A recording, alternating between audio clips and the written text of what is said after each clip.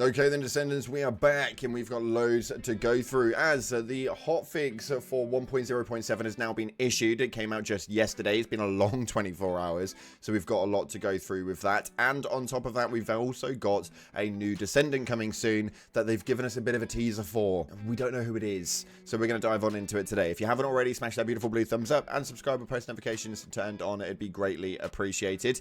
And on top of that, make sure you get involved with our giveaway. We're giving away 1,060 caliber here on the channel, so if you want to get involved with it, it's really simple. Head down to the comment section, put a cherry emoji in the comment section, it'll enter you in. We'll announce the winner via the giveaway announcement sector of the Discord, link in the description.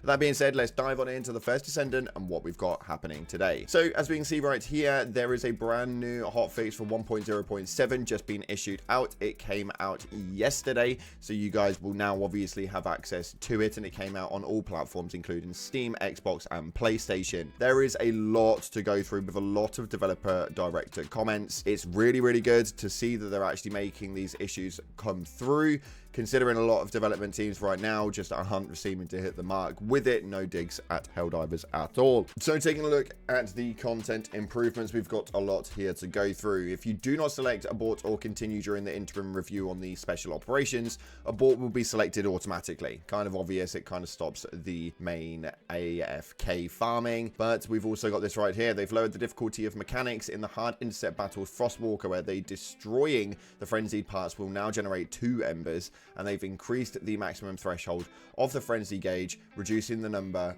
of times of the Colossus becoming frenzied. Also, when using slug shots to frenzied Colossus, its leg movements will be reduced, making it easier to aim at the weak points. Nice to know, because the Frostwalker was one that was really difficult for a lot of you guys, and I know a lot of you guys will be happy with these changes. As far as characters go, they will no longer receive damage when they are in hazardous area once a void intercept battle ends, which means you can now stand on the lava points 9 times out of 10, so you've obviously got no issues there.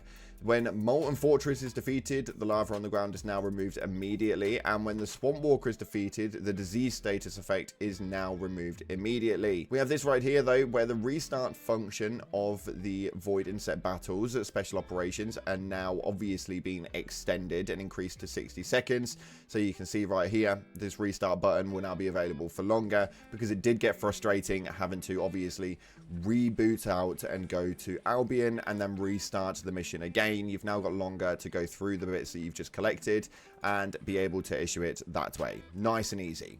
Love that. The display animation for Amorphous materials when using a reconstructive device has been simplified, letting you quickly check the materials. Very good. This one is absolutely huge. So again, make sure you're taking the positives away from this. I think that this is one thing that this company are really good at. Nexon have got a lot of faults, don't get me twisted, but this one thing is something that you guys will be so damn happy with. Now, in the field, we have some changes right here. In the Echo Swamp, Derelict Covert, Void Fragment Toxic monsters will now spawn faster, and the HP of monsters in the food Void Fusion Reactors has been reduced. They will now drop more ammo and recovery orbs when you defeat them. So again, loads of things that are working more as a positive. It means that farming the void fragments are now going to be a little bit easier. You don't have to travel around, collect ammo, run back, get back to this point. There's no teleporting about to do that. You will now have enough ammo to be rinsing and repeating, as that's primarily what the farming feature is for a lot of this stuff. As far as the battle pass goes though, we identified an issue where the requirements of the battle pass at week 6 challenge, wouldn't it hurt more if my rifle fired harder, will now not met the retroactively.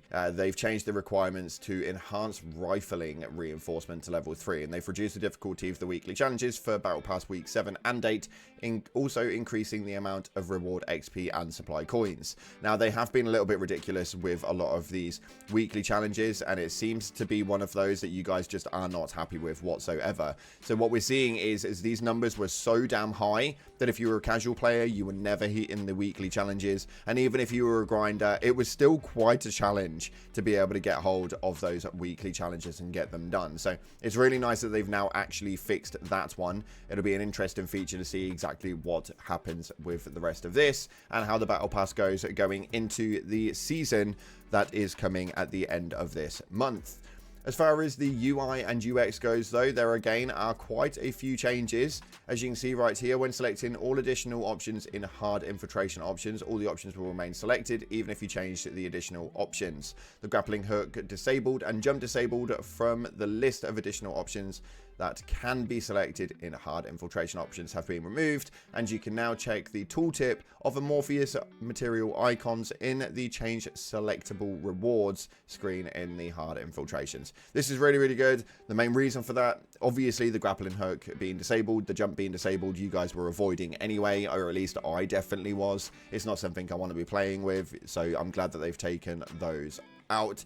I think that having them all marked up just leads for a couple of second playtime when you are rinsing and repeating through the different changes and making the hard infiltration operations a little bit easier to cycle through. So massive well done for that one. Now this is where we get into big news. The tooltips for equipment now show up faster, as well as the equipment open tiers are now displayed on the icon, and the set effects of external components are now displayed on the icon as well. So as you can see here via this image, all of the stuff that you kind of really need to know is actively on there, and then when you select onto the weapon itself, you will also notice that the now attributes are at the top. Now obviously you're going to be looking for double golds at this point in the game, but nonetheless you'll be able to see exactly what it is at the top rather than having to scroll to the bottom for the extra attributes right here. They go on to state that, as you can see from the screenshots above, the open tiers of firearms, reactors and external components are now displayed on the icon. This improvement was made so that you can farm reactors and external components that have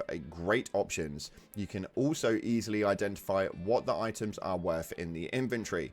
While not included in hotfix 1.0.7, we're also preparing additional quality of life features that can help you farm more easily. For instance, you'll be able to assign different symbols to the attached items. The junk filter will also let you filter items with specific options as junk. The dev team is hard at work making your farming experience easier. So massive round of applause for that one. I think that that's something that they really do need to do. These little niggly bits in the middle, the bits where you have to like mark certain things, check for certain icons, filtering through all of the loot that you've just farmed, is seeming to be quite a frustrating one, to say the least. So I'm glad that they've actively done that. It does mean that there is going to be a little bit more of a better source material for actual farming, which, let's be real, at this point is exactly what the game is about. So I'm really glad that that's the thing. Says right here in the module acquisition info, you can now check whether a module can be acquired via combining. The modules that can only be acquired via combining are hard suppression, shot focus and shield collector.